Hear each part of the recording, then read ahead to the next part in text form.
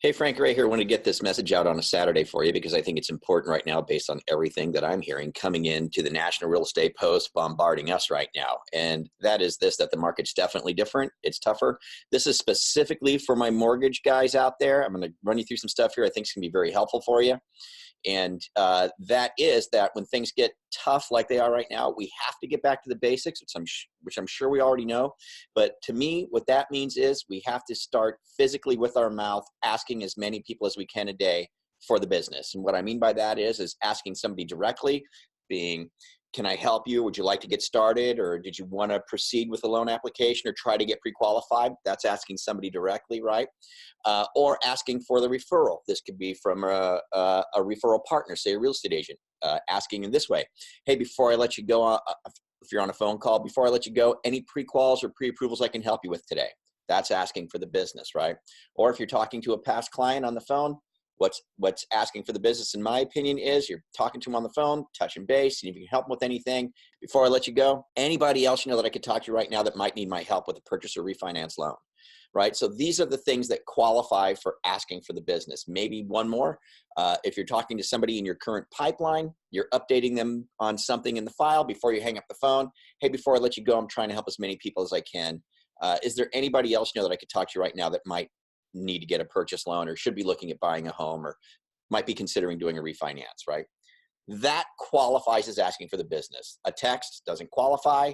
Sending an email doesn't qualify. Having I love referrals in my email signature doesn't qualify. Nothing of that nature qualifies. The only thing that qualifies is actually physically asking somebody from your mouth to their ear for the business. Now let's look at the numbers. I'm going to share my screen with you real quick, and we're going to see how many times a day we actually need to ask for the business. So here I've got a simple spreadsheet. Let's say you wanted to make $240,000 in 2019. We're going to start at the bottom. The first conversion ratio is this, and I've got 10% in there. By the way, these conversion ratios are guesstimates. And the sad truth is you probably have no idea what they really are. But if you start thinking in this manner and start paying attention to the stuff, you can actually put in very accurate conversion ratios that will tell you exactly what you have to do in order to hit your goal in 2019. So let's say this originator wants to do 240,000 bucks. Their average net commission after their splits or whatever the case may be might be $2,600 a month. Their average loan amount's $400,000. That'd be 92 deals next year, and that would be a $34 million year, right? Okay, so the way this works is like this. The first thing we have to do is start asking people for the business, right? So we have to figure out is the first conversion ratio is if I ask 10 people for the business, how many of them would say yes, or yes, I do know someone, or yes, I'd like to get started? Is it 1 in 10, 2 in 10, 5 in 10? What's the deal? And I'm going to tell you this, it's probably, let me just silence this real quick. It's probably less than 10%. But I'm going to be gracious and put 10% in here. So let's say 1 out of 10 people say, yes, I know someone, or yes, I would like to get started. Okay, then after that, let's say we get that referral, and we call that referral. Well, if we had 10 referrals, how many out of the 10 actually do qualify to do something? In this case, let's say buy a home, do a purchase deal. Out of 10 guys we talked to, how many qualify? Well, I'm putting there 25% of them, okay? So 2.5 out of 10. Right? So, I mean, that could be more, it could be less, but for right now, I'm saying it's 25% just to get through this. Now, out of those people who actually do qualify, not all of them go through with it, right? Not all of them get into a deal. How many of them actually go to the next step, find themselves in a purchase agreement? How many out of 10? 1 out of 10, 5 out of 10, 10 out of 10, right? I'm going to say 7 out of 10. I'm going to say 70%. Again, these numbers could be different. Then if they do get into an actual deal, right, how many of them actually close? Okay, so because anything can kill a deal. And I know everybody likes to say 100% or 99 and whatever. Let's be real. Let's be honest with ourselves. And if anything, let's be conservative. I'm going to say 85%. So what this boils down to, 5 days a week for this originator to hit his goals, if these ratios are accurate, 24 times a day. Okay, so 24 times a day, that seems pretty daunting, doesn't it? Well, let's see where we can find those 24 calls, those 24 conversations. And I'm just going to start with the 3 easiest places, okay? Okay, so number 1, past client database, make 5 calls a day. You make the phone call. If you get the voicemail, you say this: Hi, it's Frank with XYZ Mortgage. When you get a chance, can you give me a call? Leave your phone number and say, thanks, bye. Why? So that they will call you back. That's why we do that. When you actually speak to them, you just get your pleasantries out of the way. Hey, Bob. Hey, Frank. How you doing? Good. Yeah. Hey, good talking to you. Blah, blah, blah. Hey, why are you calling? Hey, I just want to get the word out. Just let you know that there's like $34,500 available in down payment assistance in our area that in most cases covers the down payment and closing costs for first-time home buyers. I just was curious if there's anybody you can think of that I could talk to about that who might be interested in it. So that's one conversation you could have with them, right? You'd be surprised. You probably get some leads out of that. And you got to know what your down payment assistance, money is available to you in your area. The next thing you could talk about is you could say, after you get the pleasantries out of the way, you could say, yeah, well, I was just checking in to see if you might be in any need of getting cash out to pay off any debts, do some home improvements, maybe just put some money in the bank. Even though rates are a little bit higher than they were, paying off your debt can actually still put you into a better financial position. Just didn't know if you might want to take a look at that or if you think you have a need for that, right? And then obviously the last thing that you're going to want to say at the very end of every conversation is, before I let you go, is if you think of anybody else that needs my help, I'd really appreciate it if you could send them my direction. You ask for the business or ask for the referral on the way out the door. The next place that we can start to ask for the business is in our current pipeline.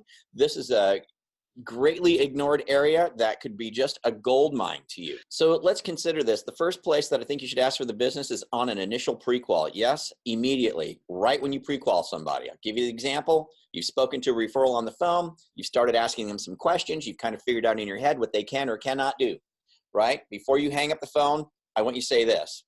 Hey, well, it's great talking to you. We'll go to the next step here to see what you can do. But before I let you go, just let you know, we're trying to help as many people as we can right now. Is there anybody else you might happen to know who might need my help, right? And you'll get a yes or a no answer out of them. If you get a yes, yay, right? If you get a no, what you respond saying is, you simply say, no problem. If you think of anybody between now and the next time we chat, let me know, okay? That's your go-to. Okay, now you've set them up to ask them again and again and again. Very easy. So think about this. You get an active deal going in your pipeline right now. And I know most loan originators typically are trying to find ways to not have conversations with people as far as loan status is concerned. That is a complete blow it, especially in this market. Now, those status calls are green activities, guys. They are money-making activities. You need to make them every single time because you can ask for the business. Give you an example. What about when you issue a pre-qual letter? Well, we can ask for the business from at least the customer and the selling agent, right? So you issue the pre-qual letter, have a quick conversation, right? We've already talked to the customer. So in this case, maybe I issue the pre-qual letter to the agent, right? And before I hang up, I say, oh, before I let you go, any other pre-quals, pre-approvals you need help with right now, right? You just ask. Always ask, okay? How about when you get an accepted offer? Now you can make a phone call to the customer, the listing agent, the selling agent in California, I don't know how it is in your area, but the escrow officer, right?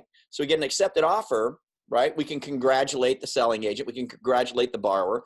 And after we congratulate them, we always ask, hey, before I let you go, anybody else you know I could talk to right now, right? With the agent, hey, before I let you go, any other pre-quals, pre-approvals you need right now, right? You always ask, right?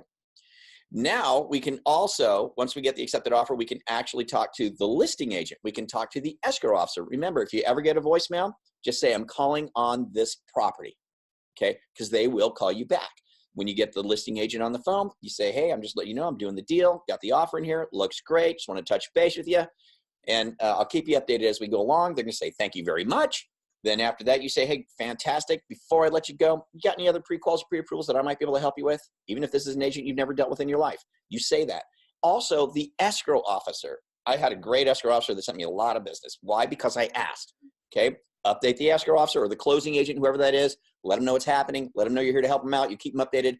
And before you hang up, say, hey, before I let you go, I'm trying to just help as many people as I can. Anybody you happen to know that might be able to use my help right now? You ask.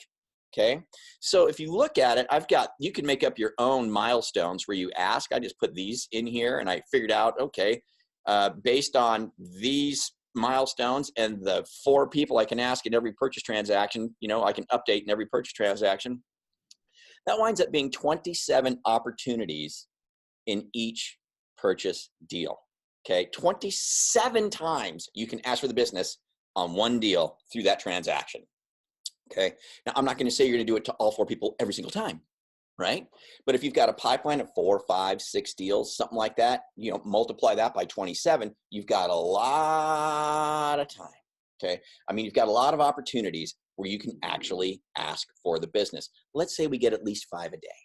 All right. So we had 5 past clients a day. We have 5 asks a day out of our existing current pipeline. So where can we make up those other asks, of which there's a lot, right? Well, I'm going to tell you exactly where you can do that. I'm not going to be shy about it. It's Listing Booster.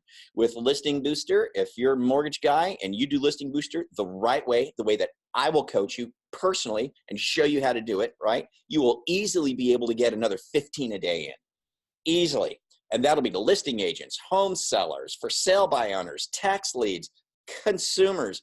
It's going to be no problem to find those other times to do it if you do it exactly the way that I show you. Don't believe me? Let me show you. I will prove it to you. I have no problem in doing that. Trust me. Listen, mortgage guys, Listing Booster only works with agents who actually have business. It doesn't work with agents that just want to get their face on a report. It only works with agents who have business to refer to you, okay? That's it.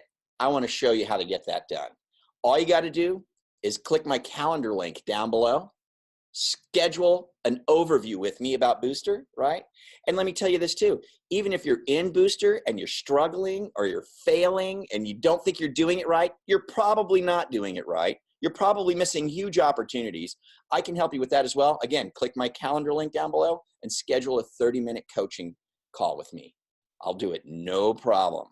With that, I hope that helps. Again, the links for everything are down below. Even if you don't do Booster, that's fine. Now, today's show is brought to you by Mortgage Jobs Now. At the end of this video, you're going to see an employer's video, and he's going to tell you about his company. If you happen to be in a spot where you're thinking you might have to make a move, just click on the Mortgage Jobs Now banner. You can search, and if you're an employer who's looking to hire, you've got some room to grow, and you want to get a video of your company on the National Real Estate Post, click the appropriate link down below and fill out the form, and I'll reach out to you to get you started. With that, I hope that helped this weekend. Have a great one. Talk to you later. Bye.